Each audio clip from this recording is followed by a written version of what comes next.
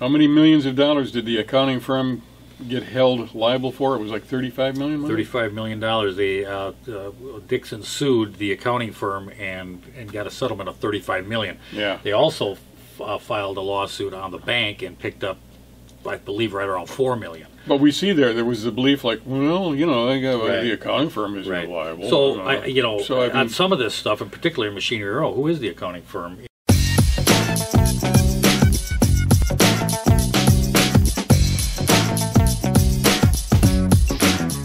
Well, here we are. It must be Monday because this is Talking Racine. Mr. George Myers over here. Did you enjoy your week off? Oh, that was. Yeah. Man, I just had tons of time. What to do with it all. Mr. Jim Spodek. Well, you were out at the fair, so you spent a little time out there. Yeah, I got it. Mr. Jim Spodek, our producer, and I'm Dr. Ken Jorgen, your host. And we're going to do a little comparative analysis here this morning between Racine, Wisconsin, and Dixon, Illinois. Now, Dixon, Illinois, strangely enough, is the claimed boyhood home of President Ronald Reagan. That's where he was a lifeguard out on the river, and they've even preserved his house. It's kind of their claim to fame. Their claim to fame. I don't think he ever claimed claimed it as part of fame, but yeah, they have. But it turns out that they had a comptroller over in Dixon, Illinois. And George, why don't you enlighten the rest of us what exactly a comptroller is? Because that's a term that gets thrown around. A lot of people don't know what it means. Well, it's basically an accountant. It's a person that takes care and watches the books and watches the expenditures and kind of monitors things and takes accountant is more of a reporter. A comptroller gets involved with some of the activities, I believe, too. Yeah, they get involved with receipts and payments. Yeah. And the explanation thereof. Yeah. And this gal who was a comptroller over at Dixon, Illinois, was so proficient at stealing. She blew through like $53 million in 20 years' time. And in fact, there was a documentary that was done about her. And do you have the name of the gal who did the documentary? I don't. I'll put it on the screen, though, but I want to give her credit. It's an excellent documentary. And you're talking about the woman who was doing or the whistleblower? The whistleblower. Well, the woman that did the documentary. Okay. Yeah. So, I mean, this gal was audacious. Yeah. I mean, she was gutsy. She had a big, beautiful house with a swimming pool, and her claim to fame was racehorses. No, quarter horses. Well, yeah, but racing quarter horses. I mean, just quarter because horses. they only race a quarter of a mile, it doesn't mean they're quarter horses. Right. But 300 of them. Yeah. I mean, it's amazing. And houses in Florida and all over. And if you get a chance, it's called The Queen's Horses. It's a documentary, and it's just released. But it does kind of, follow this fraud, embezzlement of Dixon, Illinois. Well, the thing that piqued our interest was the fact that this was one person who was able to bilk this community for $53 million. And you'll see what their city council looks like. It's not unlike our own. And one person can do it, or a lot of people can waste a lot of money, and nobody really notices. And that's what we feel is going on in Racine here. There's an awful lot of money that just falls through the cracks. You spend $600,000, on that study for that arena. Yeah, this Dixon, Illinois thing is noteworthy because one person did it. Right. 54 million dollars, and used it to get 50 world championships in her horse just over $1 million a champion. Yeah, that's pretty good. She's very efficient in horse racing. But the thing is that when you get to a city like Racine, there's more than that's being wasted. But it's being done so broadly in so many different places, it kind of just flows through and nobody notices it. And we're concerned about even the small ones and some of the things going on in Racine. And Machinery Row is one example. I mean, well, isn't waste just as important as fraud? I mean, that's right. It doesn't matter if it's waste or if it's Yep. stolen. I mean, it's still coming out of the taxpayers' pockets.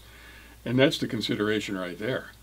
I totally agree with that. Yeah, so... Yeah, it's... Do we have a clip that we're going to... we got a few. I got a little bit from the documentary, and we're going to play a little bit of it, and we're going to kind of just kind of go through. It's about 4 minutes of it, but if you get a chance, watch the documentary. It's very good, and it gives you kind of an insight of how things can slip by. She did a nice job with it. Yeah, she did an excellent job. So I'll start it up here. Where are you from? I said, Dixon. He goes, oh, you're the town that the woman stole the $54 million from. It is the biggest case of municipal fraud in history. the tiny town of Dixon, Illinois, lost an astonishing $53 million to one government employee. If fraud at this magnitude is happening in Dixon, it can happen anywhere. A nationally renowned horse breeder, a city employee since the 1980s, and a world-class thief. The question people ask me is, how does one person in a small town steal $53 million and no one know and get away with it for 20 years? Yeah, well, you know, $53 million over the course of 20 years is a lot of money to not notice, but there's a lot of money that's gone unnoticed here in Racine. And, of course, we focused pretty exclusively or pretty narrowly on Machinery Row and the money that's been blown through the doors there. And, my God, it's like, what, $4.5 million to buy the property. Right. Maybe a relocation, which is in courts. And probably going to run another couple of million at least. $3-4 million to remove it.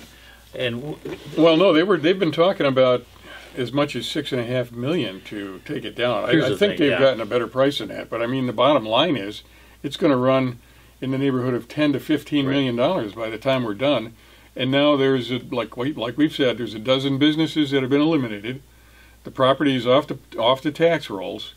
And we're going to have a big blank spot down there on the river, which some people would welcome because of, you know, I mean, it was old buildings and. But there were businesses going on there. Yeah, absolutely. I mean, there's a lot of old buildings around in any town the age of Racine. Mm-hmm. I think here's the thing. That was 22 years for $53 million. It's about $2.5 million a year. It's not like she did it in 1 year. That would have been monumental. And you take that $2.5 million in 1 year. Well, Machinery Row, that was 2 years of her stealing it. About how long did it take to get that $4.5 million from Machinery Row? 2014 and 2018. That was just in the deal. That one part of the deal. The other another $5.5 million, $6 million. We might have her beat. We might have her beat, George. And now we're going to sell another $6 million to tear it down.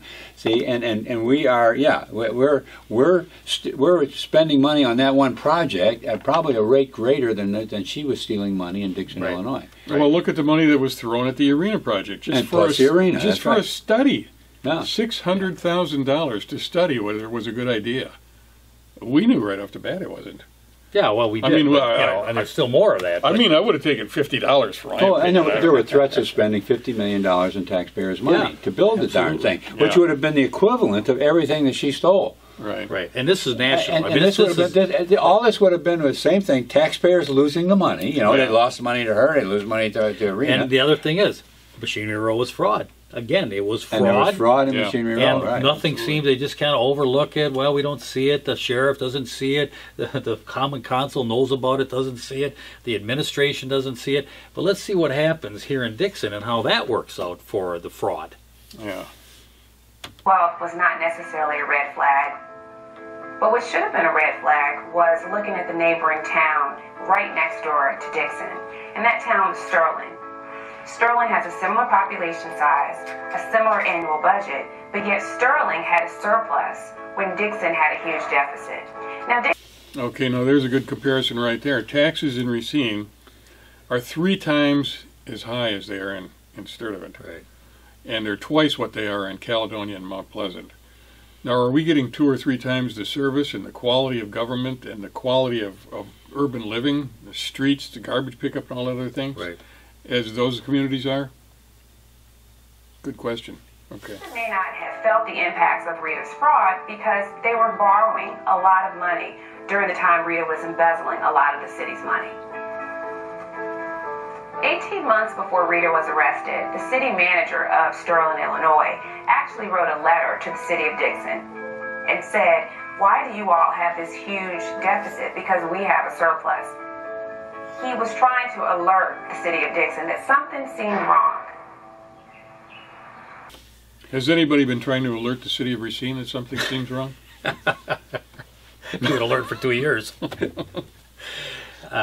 Well, here, look at Kenosha, Old Creek, Racine in the middle. Why is it that Racine always is always like the stepchild type thing? I don't understand it. Where there's development in Kenosha, there's development in Old Creek, Franklin. Racine always seems to lack that. You know, we're going to get this, we're going to get this. But we're always having to pour out from the city coffers to attract business, and it's just. Well, we have these grandiose plans that Right. never go anywhere. I mean, look how many projects have been proposed here. And even if there's only a few $100,000 lost here and there, well, I mean, people have the attitude of like, This well, is well, where we're the trying. fraud came We're in trying. from, though, on Machinery Row. They were so desperate to do something that we're gonna, we have a straw man, and we basically, Rodney Blackwell was the straw man in this deal. Mm-hmm. He was the one that came in and said, I can't put this deal together, but we're going to use you anyway because we're going to have to go to the Common Council and explain to them that you really are doing it, but don't say anything, and we'll make it worth your while at the end, which was, I walked away at 100, 200,000. I don't know exactly, but there was definite fraud there. Well, and we were talking about it before, when you're talking about $65 million or however many $1 million, when it only comes down to like a few $100,000 going in somebody else's pocket here and there and over here, I mean, you tend to lose track of that stuff. But it's real money. That's the problem. When you've got a city that's spending $80 million a year, and a lot of it just wasted. It's not well spent at all. I mean, what do you get for your $80 million? Right. Where are services? $1 million here, $1 million there, you don't notice. And I suspect that's just one of the problems that Dixon was running into, was that they were having a lot of expenditures that didn't make sense to people. So what was $2 million? I don't know. They went to the person that was creating the nonsense and asked her to make sense of this for us, will you? I mean, essentially, you have a handful of city leaders who have their own little fiefdoms, don't really communicate a lot with each other, but more importantly, they're part-time jobs that pay a pittance. All of them actually, they have other jobs. For instance, one of the city officials owned a carpet store. Another was a high school business teacher. I mean, these are the people who are responsible for keeping track of what's going on. Yeah. Well, that's nice to think that these aldermen work like a county board. I mean, like a governing board of directors of a corporation, but they don't. It's a political thing, and this is where the real problem comes in. You're trying to use a political thing to do something in a business-like manner, and it doesn't work. It's the wrong tool. It's like a surgeon going in with a hammer and a chisel to do a heart operation. It's one thing that works for carpentry doesn't work necessarily for a surgeon. It's the wrong tool for the wrong operation. Hammers and chisels are more for hips. The whole thing comes down to the political arena that says, I want to put my Democratic friend, because I'm a Democrat, I'll put the Democratic, or the Republican puts the Republican in. Not because we're going to actually go in and critically look at the budget or look at expenditures. We're going to do it, if he thinks it's okay, he's the mayor or he's the treasurer or whatever, it must be okay because I know him, he's a good guy. Like he said, like the person speaking there said that each one of them has their own little fiefdom. Well, that's the way it is. I mean, an alderman has his little power structure. Each one of them has his little power structure and following, and he's going to do things that promotes what he wants to promote. Well, I think and nobody sees the racehorse off on the side. That's stealing money. I think the fiefdoms he was talking about was like the guy's carpet store and so on and so forth, that's extracurricular to the city council. Yeah, but again, what's your responsibility as an alderperson? I mean, you've been elected to take that position, you've ran in that position, and you now say, it's more than to just be a bobblehead. Right, exactly, and I'm afraid that happens not only in Dixon. I'm afraid that happens here. Well, right, and that's where I'm getting. It's more than the carpet store, isn't his fiefdom? It's the carpet store might be the basis of it, but it's also got a following that's much broader than that, and that's what I think he's talking about as fiefdom, and we see it in our aldermen. Yep. They have their job and that type of thing, but they also have a following, and that's what I think that's what he's referring to as their fiefdom, and he's there keep that following, keep that base, so that they keep getting reelected. And that's why it's very important to keep bipartisan in the political world, though, too. Keep the politics out. I mean, you're here to represent the taxpayer. And in this case, it's well, it'd be nice as what you say, keep the politics out. But the problem is, Jim, it's a political structure, and politics runs it. And when you try and take politics running it and turning it into a business activity, like a like an arena or something like that, or a festival hall. And Sandy Widener was the one that brought that up years ago. She said, sometimes I think when we're doing things like the festival hall, which is basically a business operation, sometimes the private sector does a better job at it than the government. Well, sure, we're feeding that thing continuously. There's a reason for it. And it's because a person in the private sector running it as a business and thinks in business, the person in the public sector is running it politically. Yeah. Well, you know, I was glad to hear you say sometimes the private sector does better, and I think typically it does do better. But there are places where the government should step in and take over control of some things. I'm not. Yeah, we're not going to argue. No, I'm not trying to start arguing. And by the way, it wasn't me. I was quoting Sandy. Sandy was the one that said sometimes. But I appreciated. Be careful what I say. I appreciated you saying sometimes, because there are people out there that are saying the private sector always runs more efficiently than the government, and it's simply not true. Okay. Whatever you say. She was a friend. After the council meeting, they all came to her house, and then she had cocktail. Yes, she would have people from the city go to her house. She'd have a barbecue. She had a pool in her yard. Well, that's what I mean. This became this environment to. It's easy to pull stuff past because everybody's. I'm sure she was well liked. Oh, I'm sure she was. Spending money, throwing parties, racehorses, famous woman, Go to the bar, drink with your buddies, go after the common council meeting. That's the way it works. Let me think. Where does that happen? Who's going to question her? Yeah, who's going to question our group that gets together? You know, it's the same thing. And this somebody must. Yeah. Well. To the auditors, why did you never tell the mayor and the council that our internal auditing were completely lacking and needed to be changed? People would often ask questions about, why are these revenues so small? How come we haven't gotten this money? So on and so on. But no one ever followed up on that. Whatever Ms. Crundwell told them, they swallowed it, hook, line, and sinker. Oh yeah, hook, line, and sinker, man. It's whatever. Reeling them in. Yeah, but I mean, think about this. I mean, I can tell you right now, and I'm just talking to some of the alderpersons, and well, that's what they told me, that this is what was done. I mean, you don't question anything. They really don't. I mean, and I'm going to tell you, one of them is the city attorney. Well, that's not, that's the way it is, and don't listen to this, and we're going to, really? I mean, do I listen to every attorney? I mean, really? I mean, George, if you have an opinion, I'm going to get a couple different opinions. How is this? At any trial, there's always two attorneys. I was going to say they always have totally opposing opinions. Yeah. You can't say the attorneys are always right. Yeah, one of them's got to be mistrusted.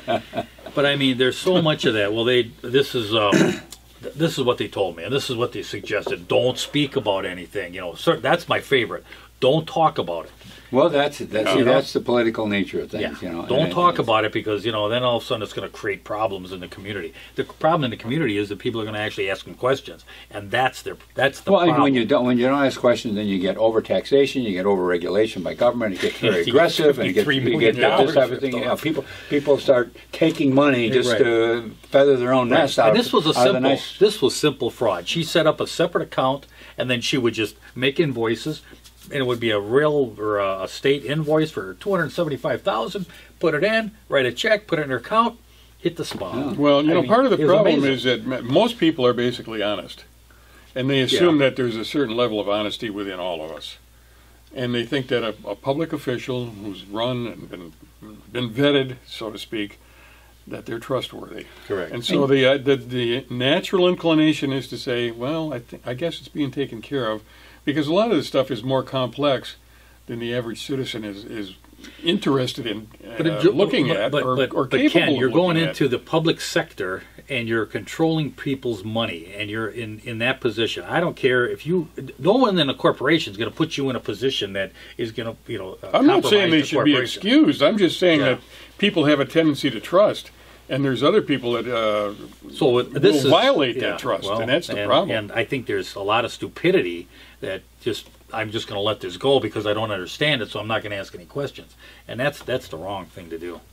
Mm-hmm. That's the wrong thing to do, particularly when it comes to government, because these people are not dealing with money on the basis that if they make the wrong decision, they're going to lose anything, like you do in business. Mm-hmm. You've got this bottomless pit, they think, and that's called taxpayers. And as I'm not spending my money, but this sure sounds good to me, and people seem to like it. Let's do it.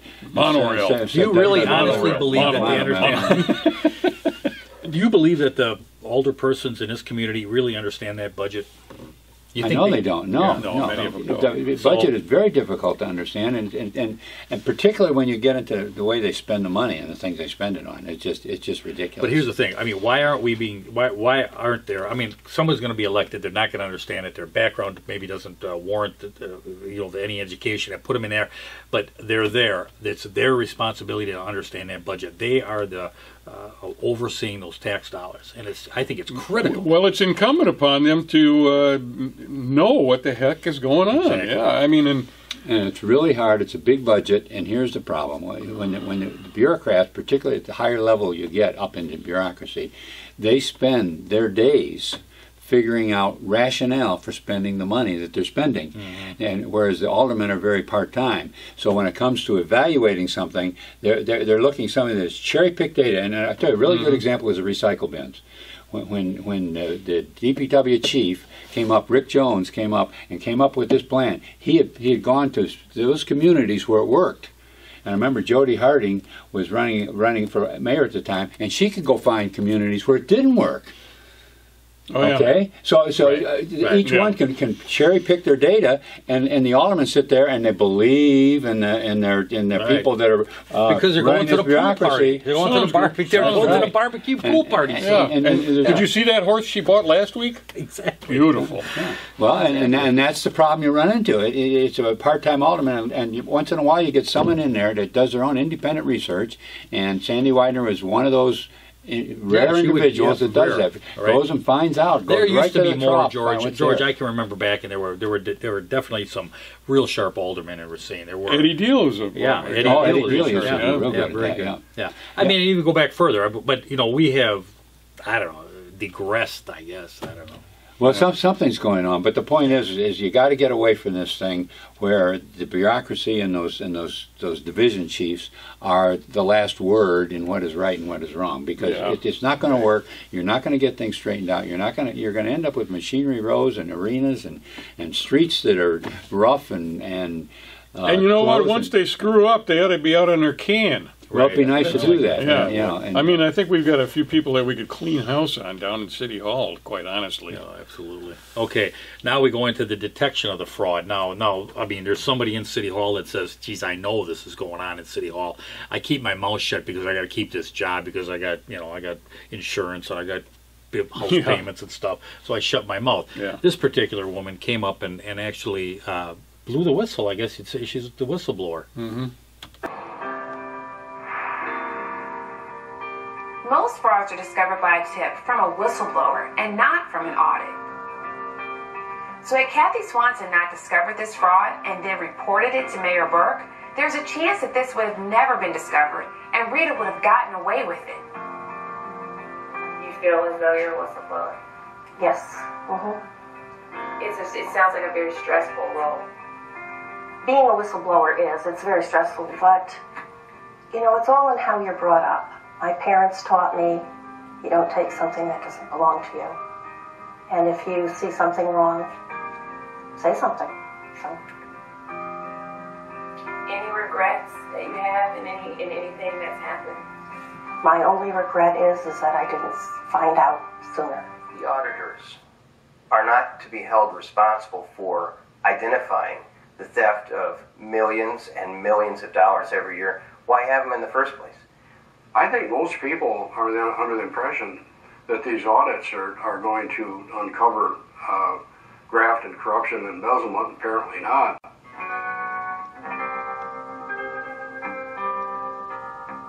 Auditors are not responsible for finding fraud, nor should they be.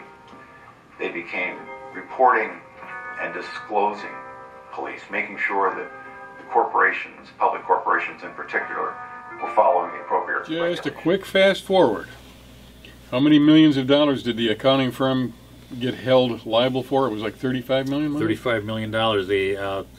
Dixon sued the accounting firm and got a settlement of $35 million. Yeah. They also filed a lawsuit on the bank and picked up I believe, right around $4 million. But we see there was the belief, like, well, the accounting firm isn't reliable. So on some of this stuff, in particular machinery, who is the accounting firm? That's and I get it. You're not going to pick up the fraud because nobody's going to come up and say, I'm stealing money, or we put a straw man in to purchase a piece of property.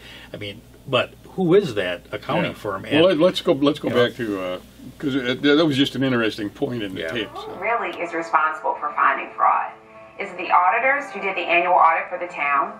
Is it the bank where the city held their bank accounts? Is it the city council who ran the town? Or is it the residents? There was not the oversight from a governing board perspective, really diving down and diving deep into what the operating budget looked like, how the dollars were being allocated, be it to public safety, capital projects, or any of the other public services. In reporting this story, I found that she had made the books and the numbers so complex and convoluted that, I mean, none of the town officials knew what these numbers meant. So when they had a question, and maybe sometimes they would think, this looks a little odd, someone else would say, well, go to Rita, she'll explain it to you. Oh, yeah.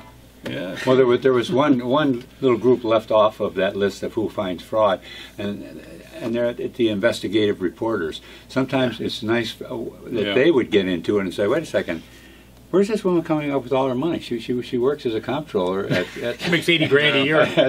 How is she getting this fleet of horse races? Well, thank God we have the Journal-Times here in Racine, because if anything goes wrong, I'm sure they'll be all over it. Yeah, they need a James Spodek over in Dixon. He found it. Oh my gosh! Yeah, I mean, you got to ask. You got 300 horses. I mean. Horse racing. Well, one of the significant things was it was the neighboring town mayor says, how come you got a deficit and we got a surplus? What's going on over there? I mean, why does Racine have twice the tax rate that our neighboring towns and villages do? Why are we in the condition? Why are housing stock? Why is our alleys? Why are our roadways? Why do we have these in this constant assessing of sometimes you have to look at the simplicity of it. I see something obvious and say, there's something wrong here. Let's find out how this came about. And once you start digging into that, all of a sudden you find out, there's this whole bunch of people over here. They've been making all kinds of money off of this. It's totally your fault, George.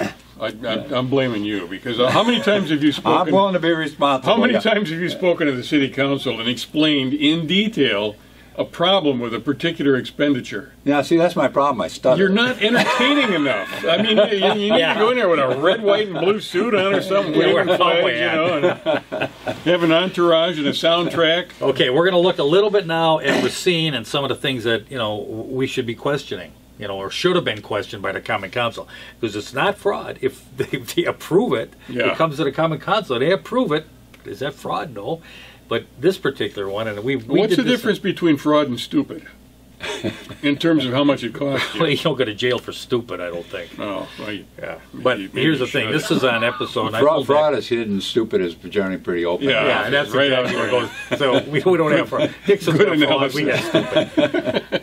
But anyway, this is on episode 32. I pulled up some of the old shows we did, and this was actually episode 32 that we brought to light, and we were questioning it then, and we're going to just kind of go over it. We've got an example of a questionable expenditure here? We do. Now, this was right in the middle of budget season, and between mayors. So how does this all pop up right now? It's a perfect opportunity. The reserve fund, at the end of 2016, as you stated before, almost $7 million. That represents over 30% of subsequent years' budgets. So our proposal is to take anything over 25%, which would be a little over $4.1 million, to put into the wage provision account. So that would leave the unassigned fund balance at 25% the subsequent year's expenditures, which is still 5% above our minimum level, which is 20%. So we are not drawing everything down that we possibly would have to. So we're taking everything over 25%. So if you divided that number by 6, took 1/6 of it, that is what would go into the wage provision account. So that'd be a little over $4 million that would go into that wage provision. See how simple it is? You take 25% over the 5%, which is 1/6 of the whole amount, and you take therefore what's remaining of the 20% of the 5%, and there it is. You know what I appreciate? We're not taking it off. There was no long division there, so I'm down with that. I mean, that's beautiful. So and you get 2 + 2 = 4. This is the reserve fund. So we were able to take $4.1 million out of reserve fund and give. Well, particularly, he got a $9.27 an hour raise. He did? Yeah. The guy that was advocating for this? That way he got the biggest raise of all. Although the administration all kind of they did pretty well. They did Oh well. my goodness, that is episode shocking. 32, Doc. You were there. And then the people that were supposed to, they were worried about the engineers and the nurses. Yeah. Those two Nickels groups, and and dimes. they got 10-15 cents an hour raise. No, I think it was as much as a quarter. For Was it a one quarter? of them. Way up there, yeah. But the thing was, That's been drawing them in, boy. We've got more nurses and engineers than we know what to do with now. there's a big turnover down there. We want That to was stop Ray that. DeHaan was saying that. Yeah. We got to get that under control. I mean, this is what I mean. When you look at the aldermen we That was have, $4 million. That was 2 years. 4.1, and that's every year, George. Yeah, that's every year. So Yeah, that's that's more every than year. this racehorse lady was taking. Yeah, yeah. He doesn't look like a thief to me. He looks like a guy who's really got an understanding of the situation. Yeah, I'm sure he does. I bet he's got a swimming pool in the backyard. I wonder if he's got any racehorses. What do you think? I don't know about that. But I'm just saying, this is how it starts to. I know. Right. That's This is where why it is. that's why you don't see these $2.5 million things. But here's again, we go back So to the much more council. going around. One of these days, and I'm going to tell you, the council's going to be like, "What? What happened?" Yeah. It's going to happen. We haven't come. Yeah, it hasn't come yet, but it's coming. They're going to use up that little surplus there for this $4 million, and then the council's going to. I remember what happened. Kaplan. I remember Jim Kaplan when they dropped the bond rating down, and he said, "How could this be? We're good people."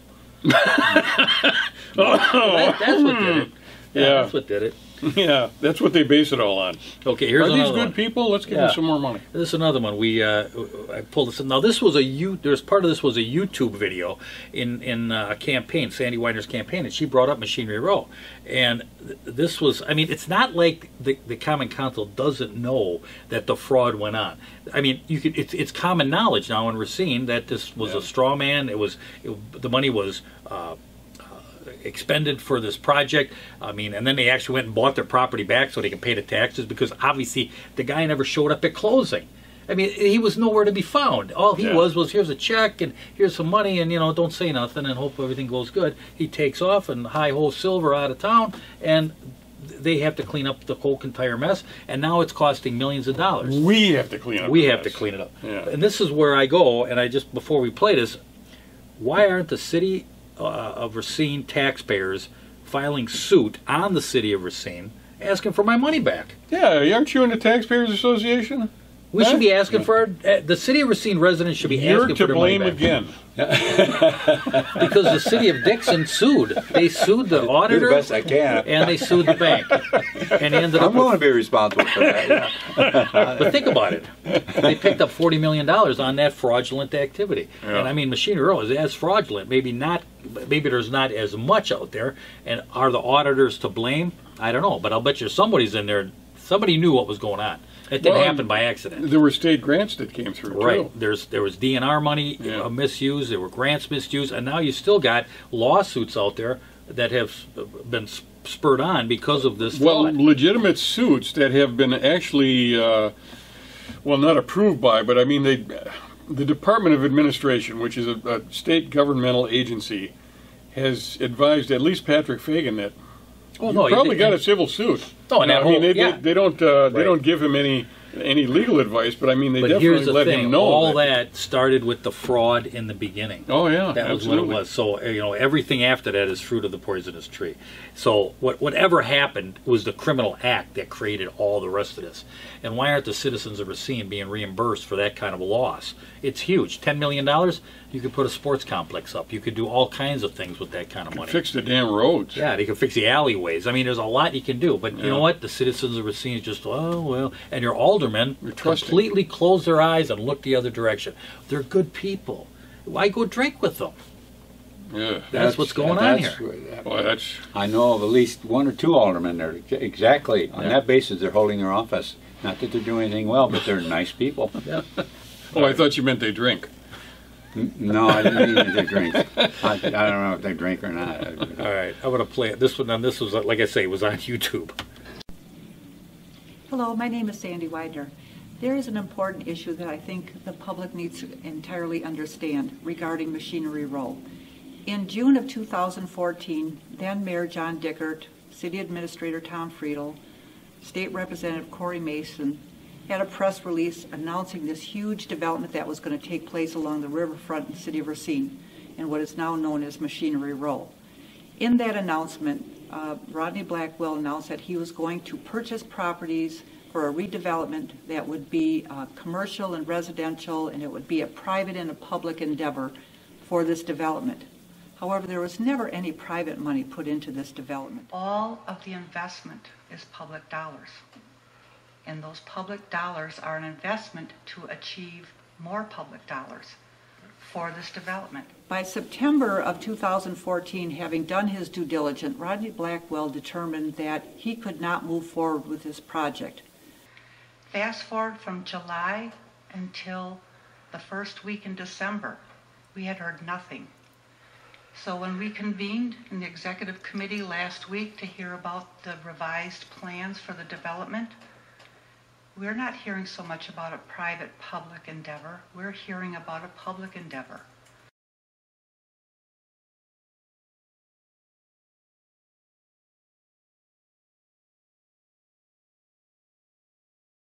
So the City of Racine, under the leadership of John Dickert and Tom Friedel, convinced Rodney Blackwell to stay in the game. And they did that with enticing him with a 10% development fee that would be provided to him out of money we were loaning him for the purchase of those properties.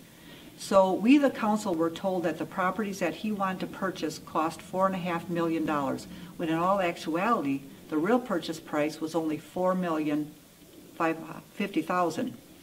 So from that $4.5 million, he, Rodney Blackwell, received a kickback in the form of this loan that went into a development account called an escrow account. Mr. Blackwell borrowed money from the City of Racine, cut a different deal with the sellers of the property, set up an escrow account for him to draw money out of over the last year and a half. I had no idea that I should even have asked the question of the administration if something like this would have happened. I can't. You know, you almost look at this and you say, this is on YouTube, Machinery Row is spelled out there. You're telling me no government officials knew anything about this. So you don't have, the guy doesn't even show up. You write him the note. You actually wrote it into the developer's agreement that you're going to get the kickback. I mean, it's unbelievable. No problem. So that's the end of the tape, right? That's it. We're done. Well, I guess that's the end of the show. Hey, have a wonderful Monday, a great week, and we'll see you next week. Thank you for being here.